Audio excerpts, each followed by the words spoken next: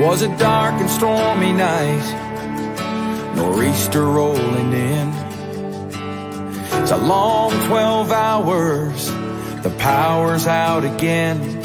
I pray for inner strength and that we don't lose no lives. Just another day in the first responders' eyes. Half a cup of coffee's gone, the first run comes in. A car slid off the road, there's a family trapped within. My heart beats like a hammer, I can barely catch my breath. I'm thinking the worst and hoping for the best. Yeah, we ain't superheroes, we're just ordinary people trying to make a difference, and the first on every scene. It's a heavy, heavy burden to carry all this burden when you can't unsee the things you've seen. It keeps going on. When those sirens are gone.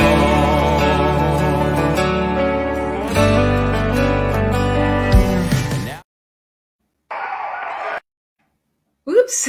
Hey, everybody. Welcome to another award-winning Mad Radio with John and Sam. John is in a training. He's going to try and join us if he can. So we're all sending our well wishes to John tonight. As we do every Wednesday, you know, we start the show by talking about the craziness that is going on. For all of you that are fans that join us each week, you are no strangers to the defund the police movement. You're probably no strangers to getting the headline news in some way, shape, or form across your phone, your television, however you get it, to know that we've got a crisis now with some mass shootings going on. And we want to start out by just saying our hearts go out to the family members of fallen Boulder police officer Eric Talley, father of 7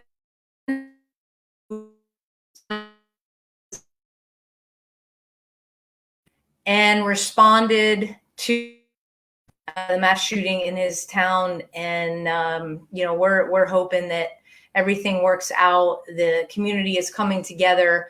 So we just thank Officer Talley for paying the ultimate price in the line of duty. We're thinking about the department. We're thinking about his family. We're thinking about his children. And yeah, all the prayers and blessings. So yeah, that's kind of a heavy way to start the show.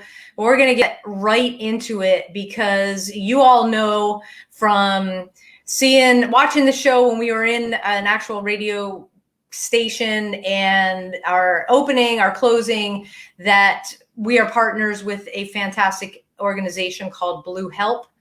And what they are is a clearinghouse for where departments can report suicides directly to Blue H.E.L.P. They are masters at keeping statistics, an unfortunate statistic, but their work is so vital to the law enforcement first responder community because we can go to Blue H.E.L.P. at any time, pull up the stats or reach out to the staff and get some help, get some assistance. And they're expanding their role.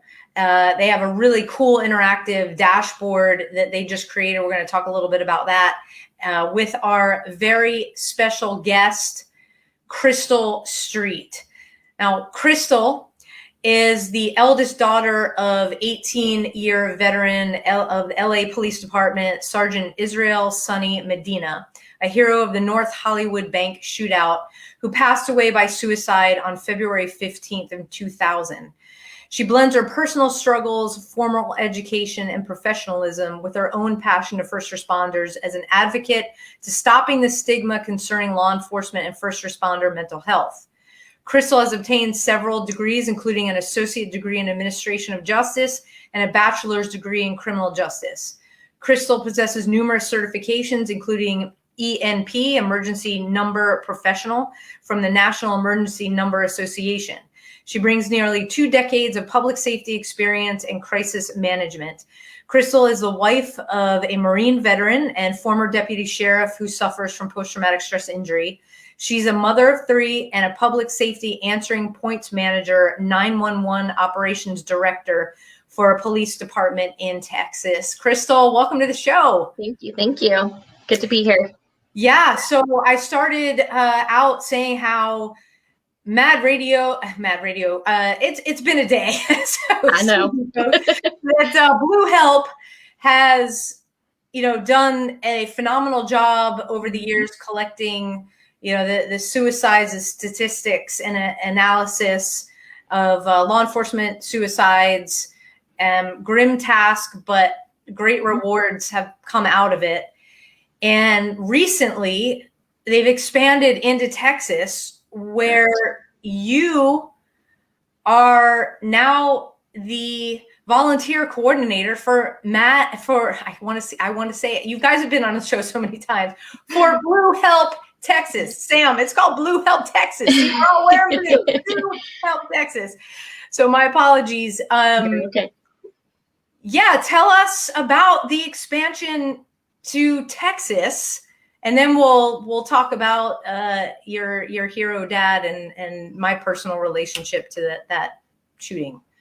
Well, I'm a state representative for the state of Texas for Blue H.E.L.P. Blue H.E.L.P. has done a phenomenal job across the United States that we are now trying to target states who need the most help. I'm 1/6 of 6 state representatives, and I'm going to be on the ground to help assist with more awareness, more in-depth, walks, spreading awareness, being able to do more with our families here in state and helping assisting other people. Luckily, I've been with Blue H.E.L.P. long enough that I can kind of say that I've been there from their beginning, and I'm grateful that they've chosen me to be able to help other people who are going like or similar situations that I've dealt with, and I can kind of assist. I think our biggest goal right now is to get that awareness that we have spread out. We're targeting, and each wonderful state that's been chosen is going to be their stepping stones on how we're going to track and be able to assist other families and build that relationships with not only our families but our departments. Yeah, and speaking of using your experience, you, me, and John are not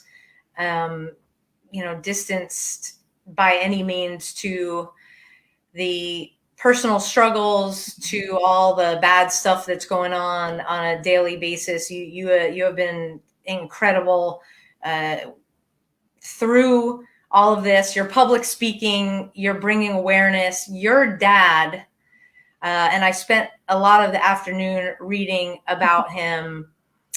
He received the Medal of Valor from the LAPD. He was like the first officer on the scene as the suspect is pulling away from the bank in the North Hollywood bank shootout. So if you guys watching are not familiar with the North Hollywood bank shootout, first of all, the videos are heart-wrenching. But this, like a lot of police incidents, but this one in particular changed the way we did policing when it came to responding to an incident like this, where body armor was detected, high caliber weaponry was detected by perpetrators. So for those of you who don't remember, it was 1997. And 2 subjects, both are dead. They go in, decide to rob a Bank of America downtown LA, and They come out and the shooting starts. The police pull up and realize they are outgunned, because at that time, patrol officers, you know, some of them still had their revolvers. Yep. You know, they weren't fully integrated into the semi-auto world yet. And you're not gonna do much when you're going up against perpetrators with massive firepower. I think the first wave of firepower was more than 1,000 rounds shot at the police. And there were 11 police officers that were wounded. And luckily, you know, SWAT comes with more high-powered weapons. They take out the subjects, but your dad was right there and you can see this on video, when the one subject who, like I said, eventually died at the scene of his wounds, he tries to get into another vehicle. But that person that he carjacked luckily had a kill switch and had the presence enough to hit that kill switch. So we move the shootout like down the street. We're in a residential area, and your dad, like I said, is right there. And you're 7. How old are you at this point? I'm 36 now. Right. My youngest sister was 7. Okay. We didn't know what was going on. We knew that the North Hollywood bank shootout was out there. We didn't know that my dad was physically there until we watched the press conferences, just like everybody else across the world. And we see my dad as the LAPD spokesperson. He's talking about how LAPD was outnumbered, how they had semi-automatics, and that this was probably going to change the world forever, just based on our weaponry. It was a 44-minute gun shootout. Luckily, my dad was there at the second set of the scene, as we call it. He was able to at least stop him at an angle where SWAT was able to intervene. That led to my dad getting a lot of criticism based on the events that happened. Unfortunately, both of the suspects died, and we kind of seen his behavior start to change there.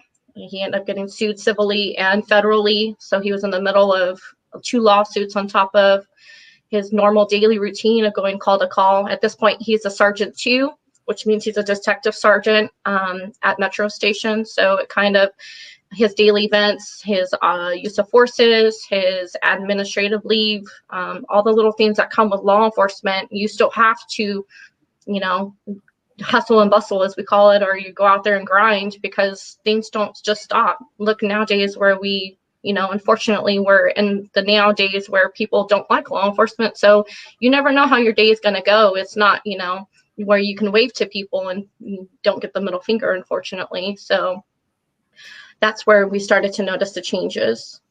Yeah, and this incident had such a dramatic effect on law enforcement that when I was going through the Secret Service Academy just a few years later, we have a kind of call it a village, and we train, you know, real scenarios with simunitions. And the North Hollywood Bank shootout was one of those. We had the instructors dress up as the suspects, and what that meant is full armor.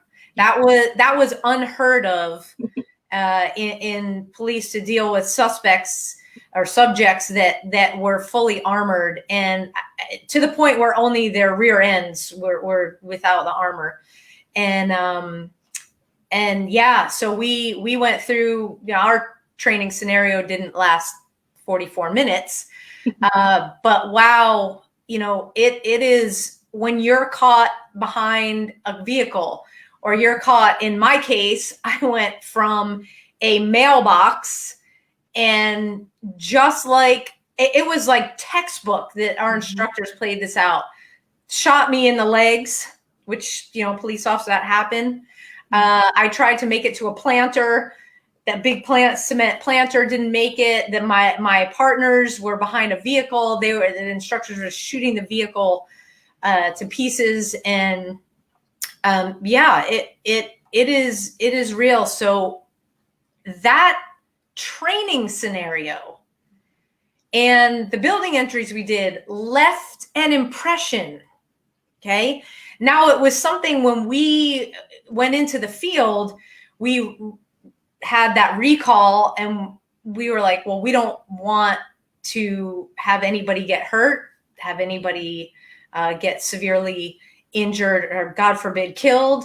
So after my first ed building entry, after I threw up, that's how nervous I was. I mean, these kinds of things stay with you. And this was training.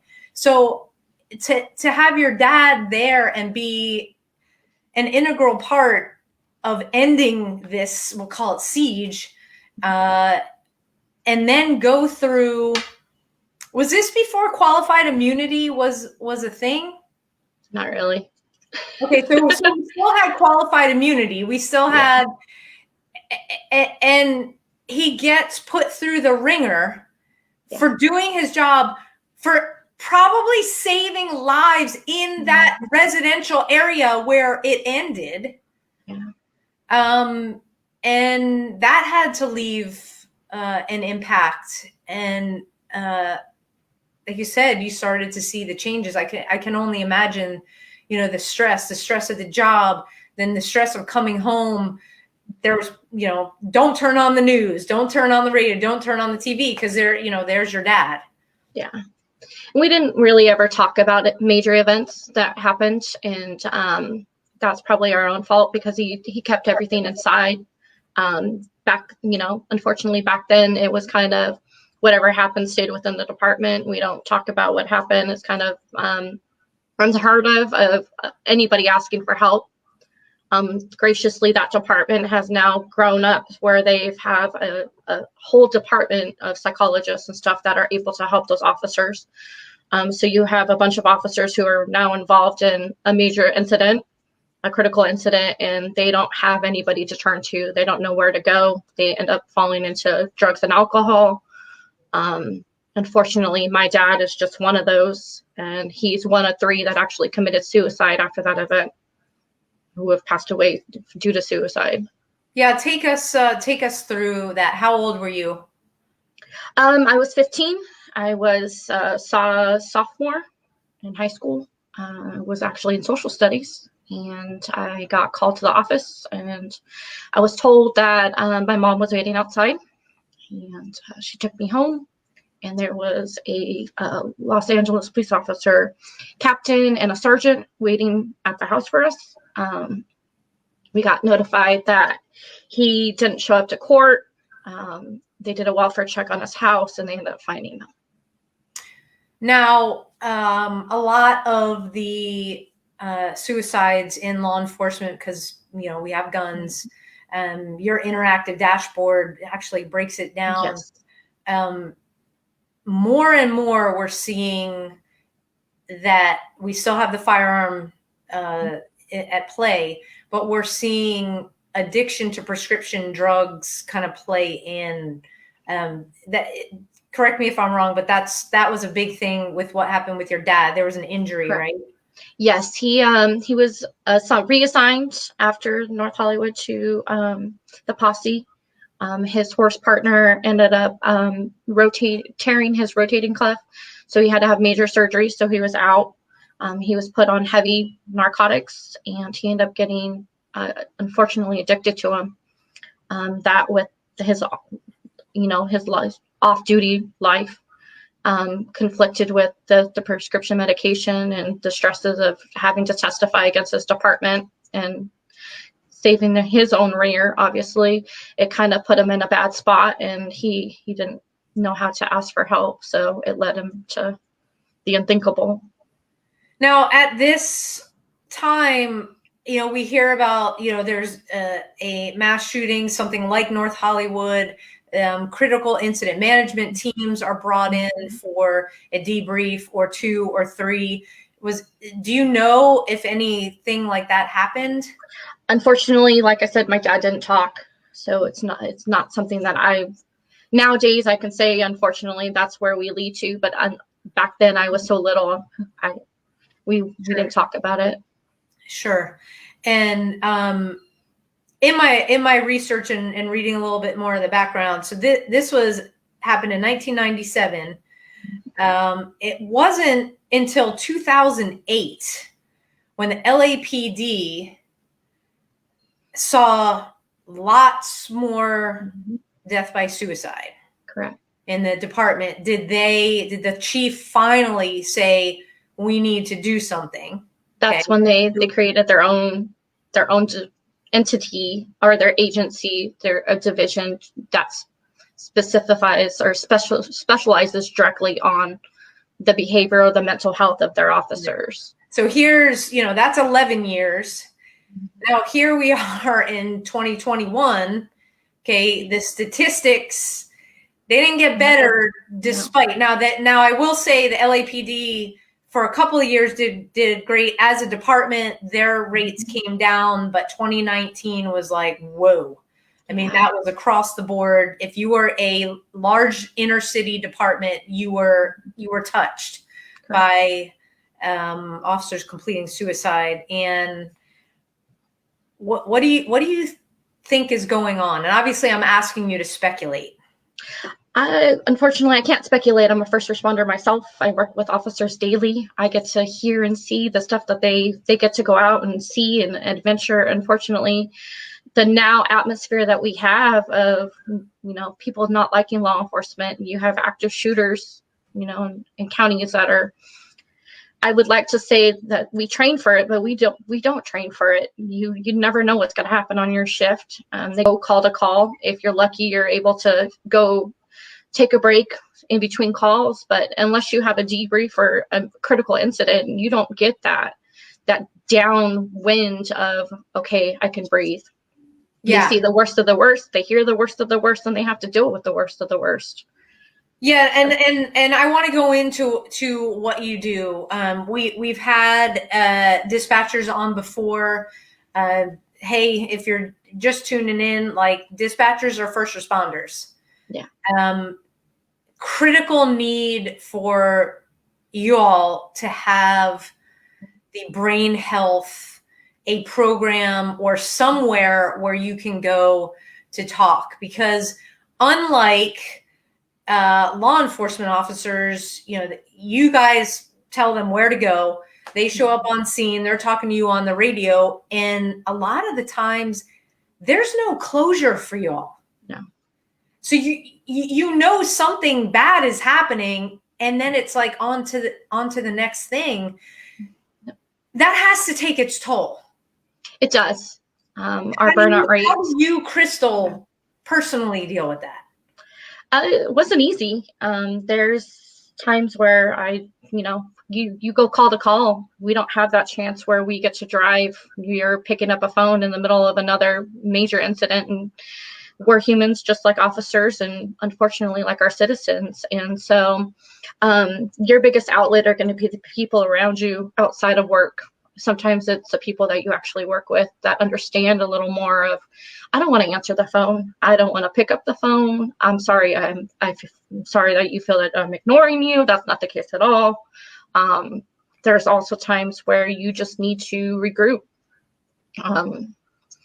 Thankfully, we are first responders, and states are actually acknowledging dispatchers of being first responders. We are the first person that somebody makes contact with, and we do hear the worst of the worst situations. And we also deal with officers who pass away in the line of duty, or they get hurt in the line of duty, and you're completely helpless. You try to do what you can on the radio, but you never know what happens, because most of the time we're not thankful. Most agencies nowadays can include us in a debrief, but back, when I first started, that was not the case at all. Whereas most agencies, thankfully, are starting to include us. They're starting to ask if we need help. Is there something that they can do, where if something does happen, you're able to get that help. Sure. And I think that's probably why I'm able to actually talk about it 21 years later, where I'm not crying and a complete mess. Yeah, well, like I said, I mean, we all use the worst of our worst situations to do better, to let people know they're not alone. We've been there. Don't give up, and that they do have an outlet. So everything that you went through, seeing the changes in your dad. You're a teenager. I mean, it doesn't matter how old you are as a kid, they see. I mean, my son, you know, sometimes he opens his mouth. It's the good, bad, the ugly that I said. I was like, oh my gosh, here we go. Oh, yeah. So you and your sister saw the changes. You experienced kind of the I'll call it backslide, you know, him having to have this massive surgery and everything. And then him going through a divorce. Yeah, going through a divorce and taking his life. You know, the statistics in law enforcement are still really bad for divorce. What made you decide to go into what you're doing with dispatch, into law enforcement, and be immersed in, I mean, like your dad's world, you know? Yeah.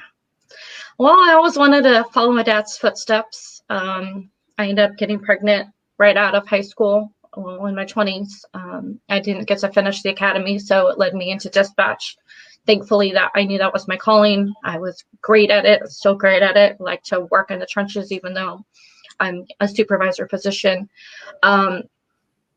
They also need heroes. They also need somebody that they can confide in and that can make sure that they arrive to where they're going safely.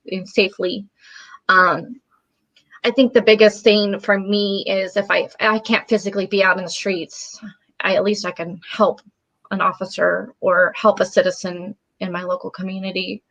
It's kind of in my calling, and that's where it led me to Blue H.E.L.P, thankfully. Like I said, I married a deputy sheriff who struggles with PTSI. So I know firsthand. Like I said, it took me lots of counseling where I can actually talk to you and not be a complete mess. And I think the biggest thing is the struggles that officers deal with. They're superheroes. They don't have to ask for help, but people forget that they're human beings. They have feelings. They don't know how to cope with what they see. Unfortunately, it's not the greatest. And so it kind of leads me if I can't be on the streets, this is the second greatest thing that I can do. I'm a voice, I'm an unsung hero. And if I can at least be in some way, either in my personal life with Blue H.E.L.P or behind a mic, then I've done my piece in the world. That's awesome. That's awesome. Hey, you guys, the comments are open. So we have a lot of people that are saying hello to Crystal, Sally, and Karen, and Karina. And I'll just say my mom. And who else is my out mom's there? In there. And it's awesome. So you've got some a big cheerleading troop with you. We got Shannon, 3 blue hearts, love it. So if you guys have questions, go ahead and post them in the comment stream, and I'll make sure to get to the questions. So you have a unique perspective. You're in the trenches. Your work with Blue H.E.L.P, wanting to let the officers, the law enforcement, your dispatch know that there is help out there. We are still up against the wall with this stigma, number one, and defund the police, number two, is putting so much pressure on the police officers. I mean, all of the PhDs, the psychotherapists, the therapists, everybody that has letters behind their name that we're working with are saying that the current climate, rather than one incident, is what is causing the massive stress, post-traumatic stress.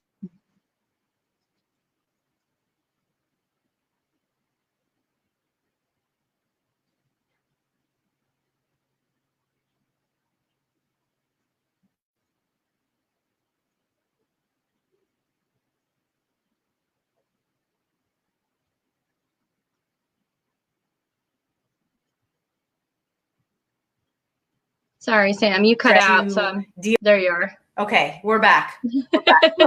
Yeah, like I said, I'm watching lightning all around me here.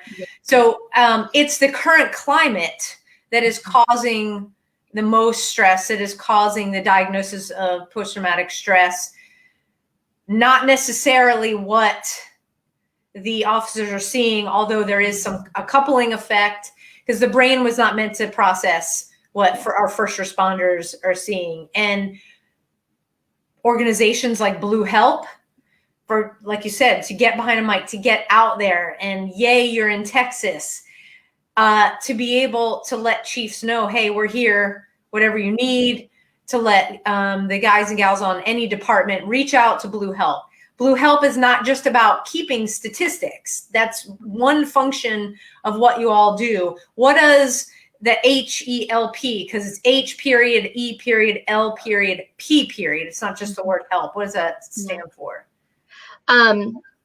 Unfortunately, I've had a rough day. I don't even know what it means right now. It actually means Karen, write it out for me in the comments. Super fail.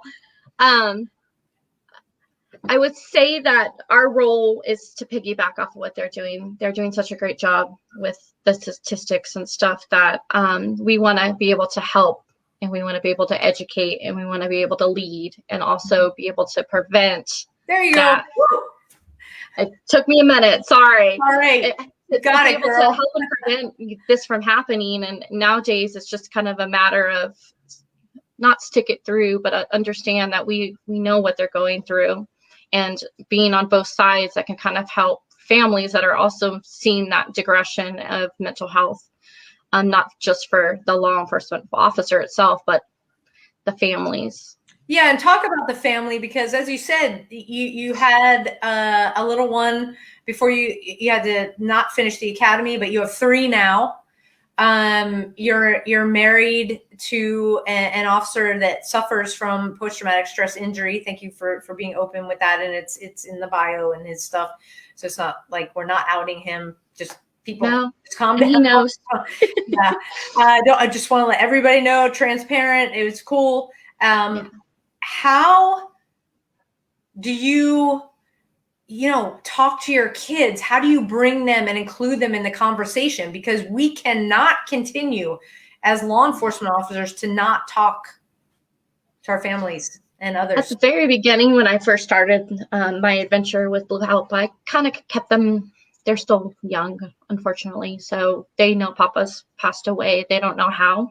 It wasn't until just recently when I attended the Heroes Bridge Memorial and the walk that they actually got to adventure and be able to see my youngest, or my middle, is at an age where he's starting to understand.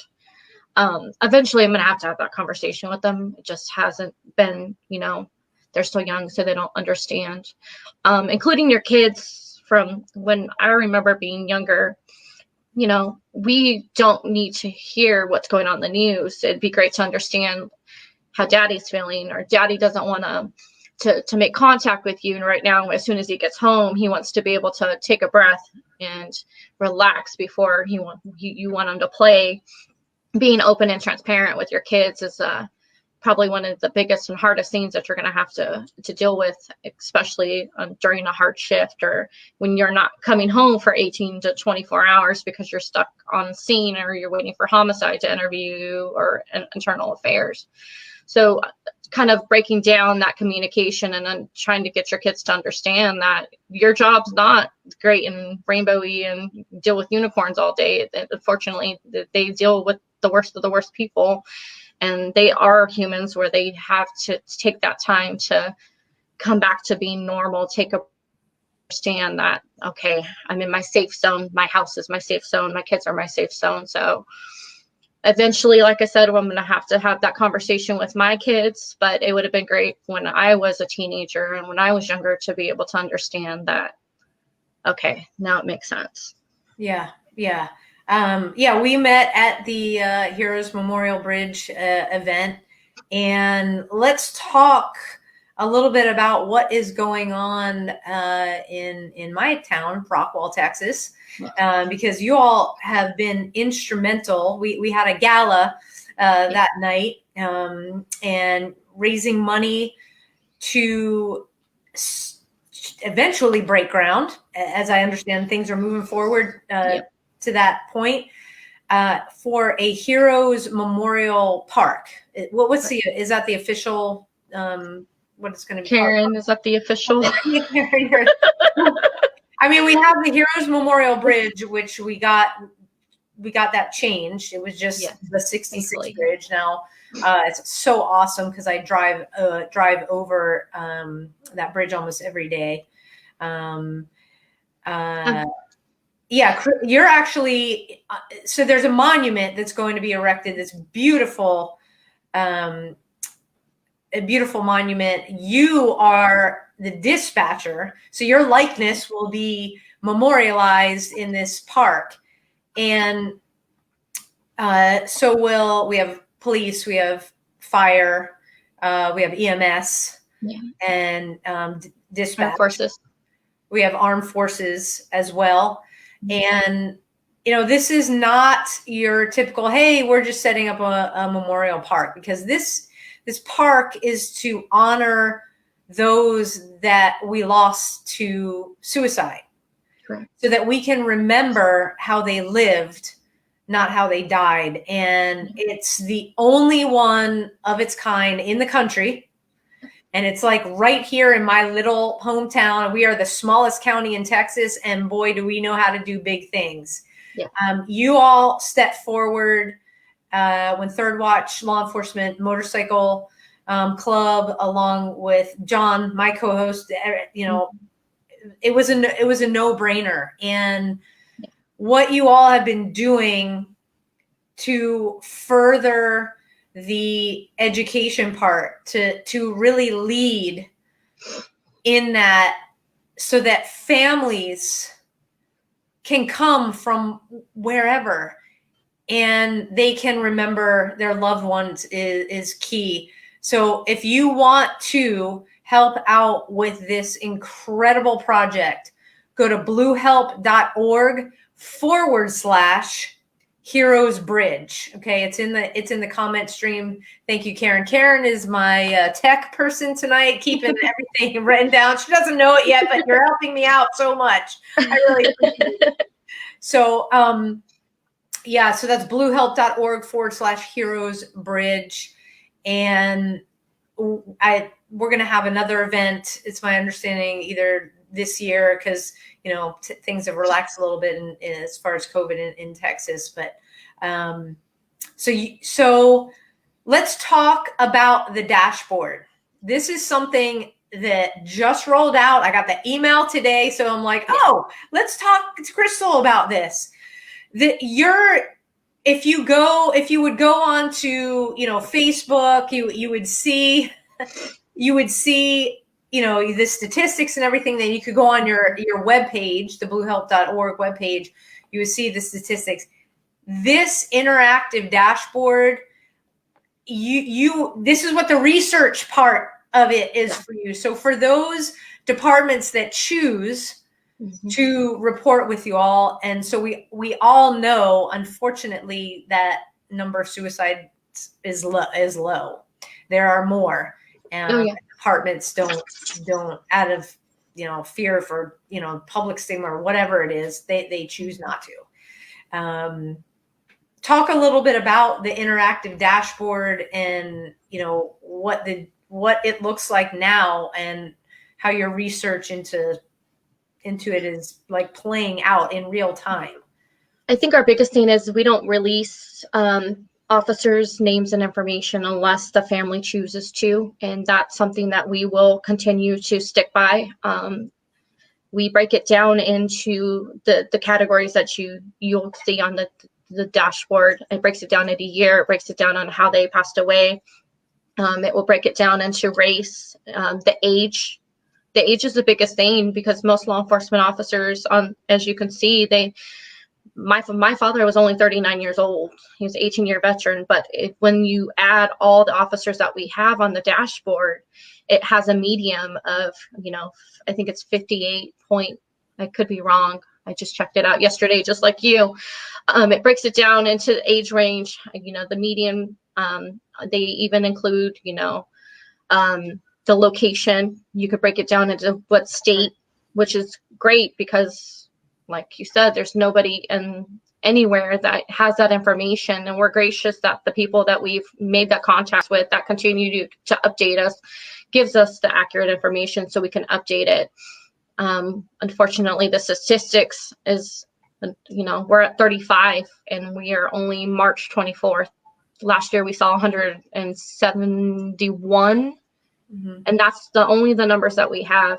And we're hoping to get more accurate information, push that information out. That's why we're here. And I think our families, it's gracious that the ones that have been able to go ahead and release that information is why it's important to put a name with a person, because their service and their sacrifices are just as much, if not more important than the officers that we lose in the line of death.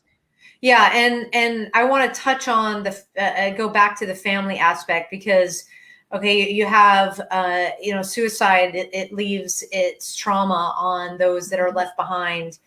And so you all do a lot of work with families. What does that look like? Well, suicide is not listed, and unfortunately, most families don't get benefits outside of suicide. Their funerals aren't paid for. They don't have full line. Graciously, my dad's department gave him half honor, so he was able to go that route. But most families, they lose their insurance, they lose everything that their husband or their spouse, their wife ever worked for. They're stuck with, unfortunately, debt. They have a funeral now they have to pay for. Most of our contacts are with families, and I, just like Blue H.E.L.P, I'm gracious that I've built those relationships with others.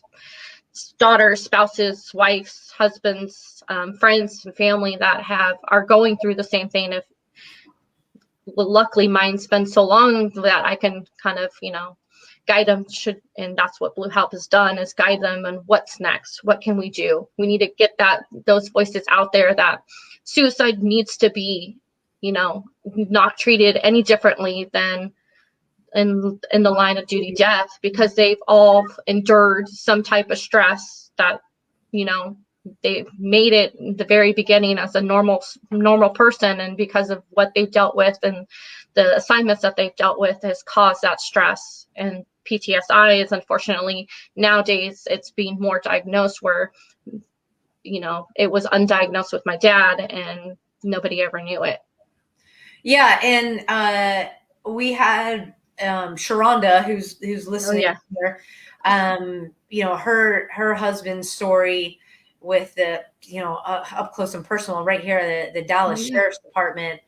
And so for those of you guys listening, when a police officer completes suicide, the departments do not pay for anything. They are not there to help. So John and I talk about this with everybody. We talk about this thin blue line, this family that we have. Whether you're retired, you're still on the line. Okay. And this is sometimes because of the job and what an officer has experienced.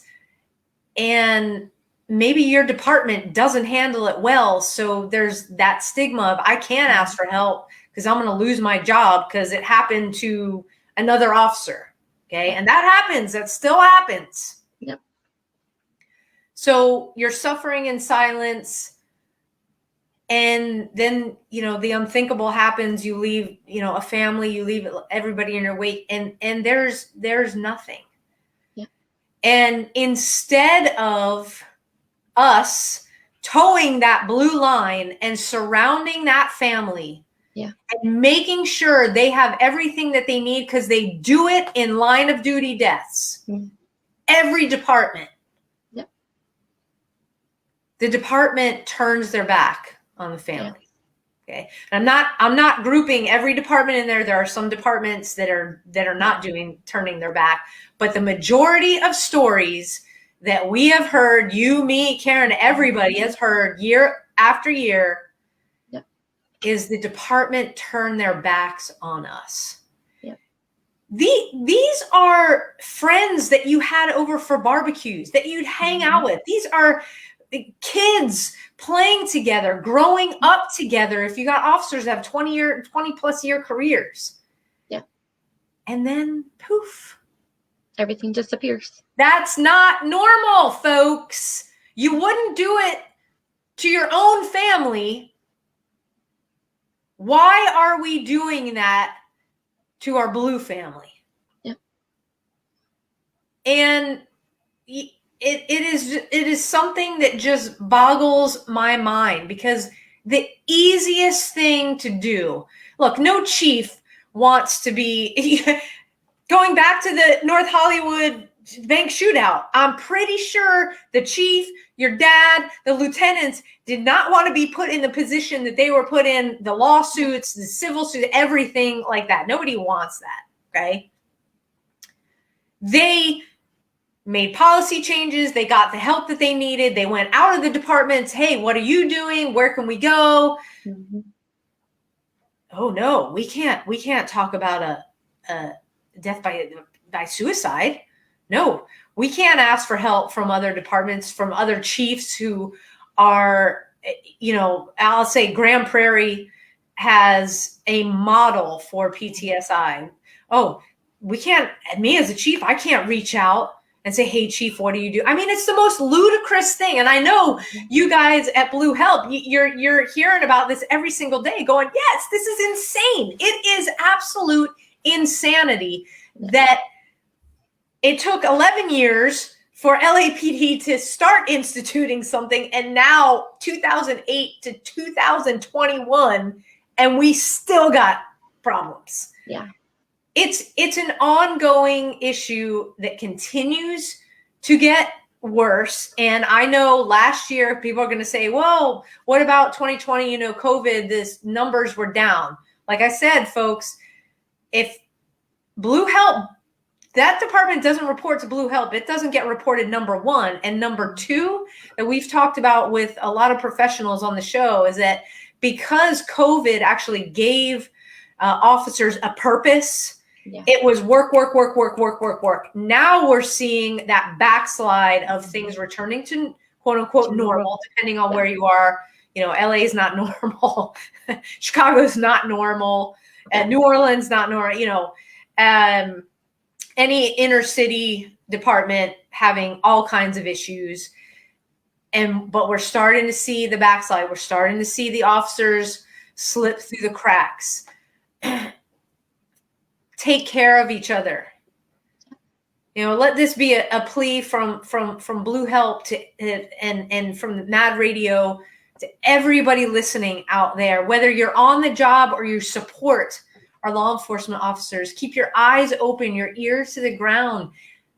Compliment. If you see an officer, thank them for their service. Every little thing that you do to boost their morale matters, because they're called when the worst things are happening. Yeah. And they need to know that the communities that they live in and beyond have their back. And to have an officer feel like there's no way out other than to end their lives, and to leave a family behind and not have the support of the department. I mean, that's just like Karen just said, that's like being re-traumatized. Yeah. How did you guys pick up the pieces? It wasn't easy. Unfortunately, you have to live on, just like any death. I think our biggest thing is families lose everything. They lose their insurance. So now how am I going to help your kids? How am I going to help myself? Obviously, if the spouse or a child finds their loved one and they're passing, then they have PTSI, or they get, they need that trauma counseling. And luckily Blue H.E.L.P has been there to kind of guide and assist with finding that help. It took time, a lot of counseling. I still struggle My husband knows it. I like to say that I don't need him, but it's because that's my mentality growing up. I didn't need anybody. I could do it myself. It led into my own personal struggles. I became addicted to alcohol, codeine. There was a time where I actually got put on a notice by my department that my mental health was kind of iffy. So here I am in an investigation of, do I need to be placed on a hold? My actions were reckless, obviously, because of the depression. I was going through a divorce on my own. So those little struggles on top of my dad, I have my good days and I have my bad days. Unfortunately, I'm a human being. But I always know that I have family members or my Blue H.E.L.P family that it's okay. And they always know when you need those reminders. It's always great to have family, friends to remind people that you're okay. You're going to be okay. You're here for a purpose. My dad's story is something graciously that I can share with you, along with my own struggles. I don't want anybody else to have to relive that.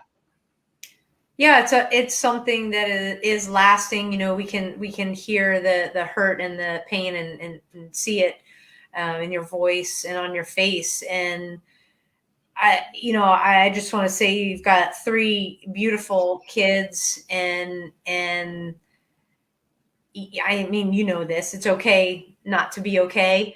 And the best thing is that we're human. Yeah. Because we know we can build the resilience component and reach out and get the assistance that we need, and know, hey, Blue H.E.L.P is a family. Oh yeah. Not a family that I ever thought I was going to be involved in, right. But here that family is never going away.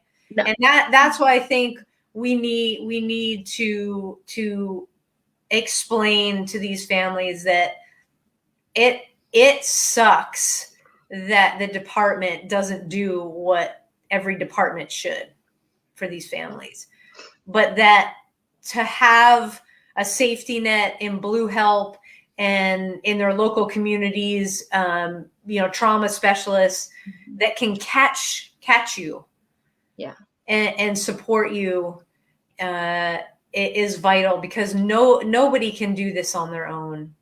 I mean, just from your husband, everybody, nobody wants to see the law enforcement. We're supposed to have this, Superman thing underneath our clothes, and we're always supposed to, chin up, shoulders back, march headlong into danger. Yes, we are trained. It is our instinct. And I've talked about it before, still mine, to run into danger.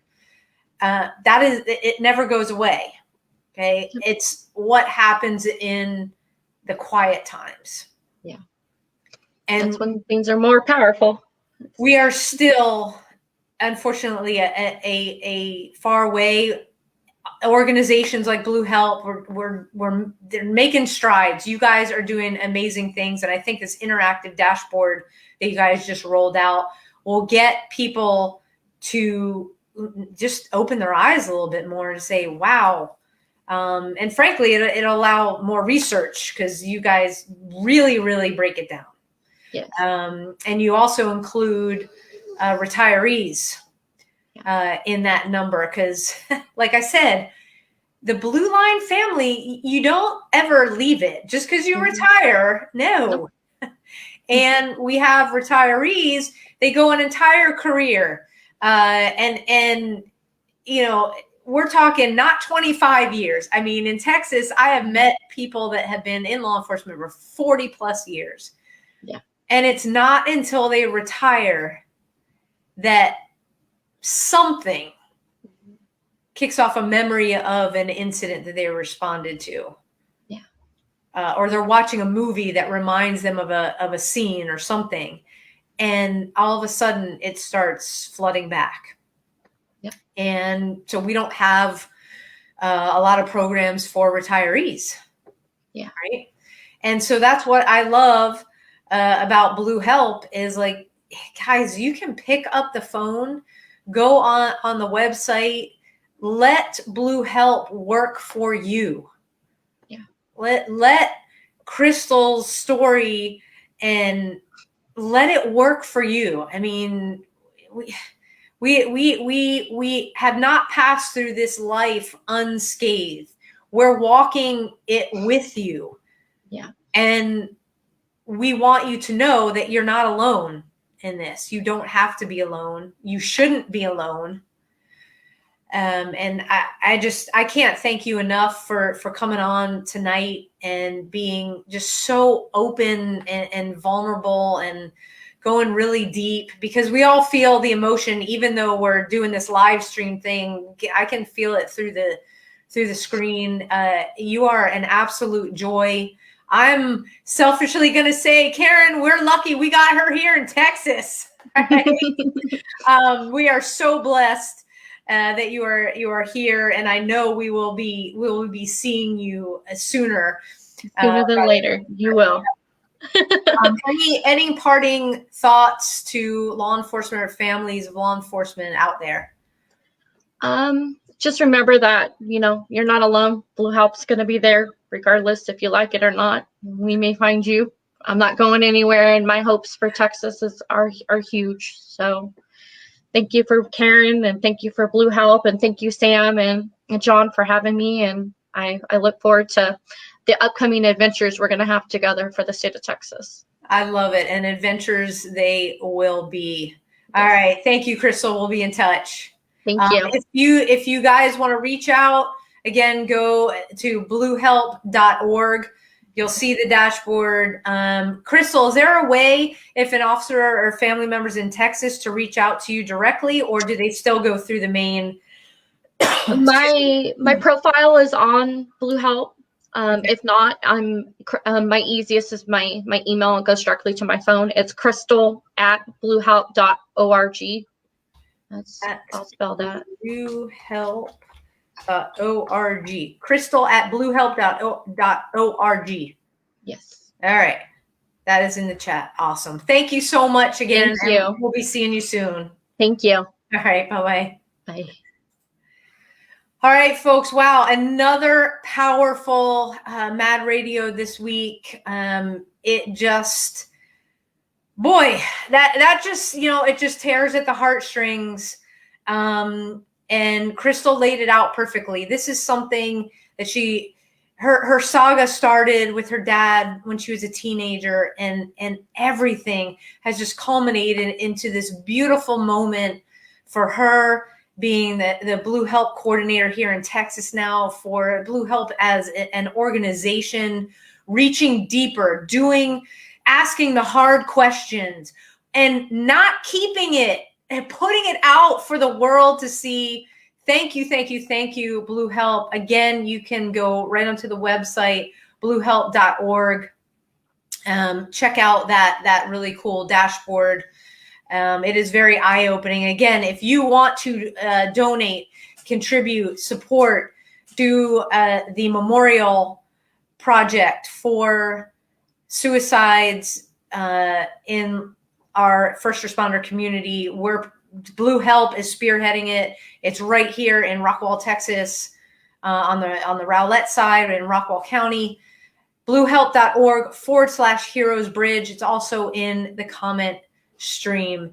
And folks, every week we talk about what you can do to make a difference for yourself.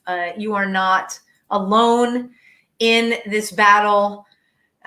We are right there with you. A badgeofhonor.com. Blue Help is one of our partners.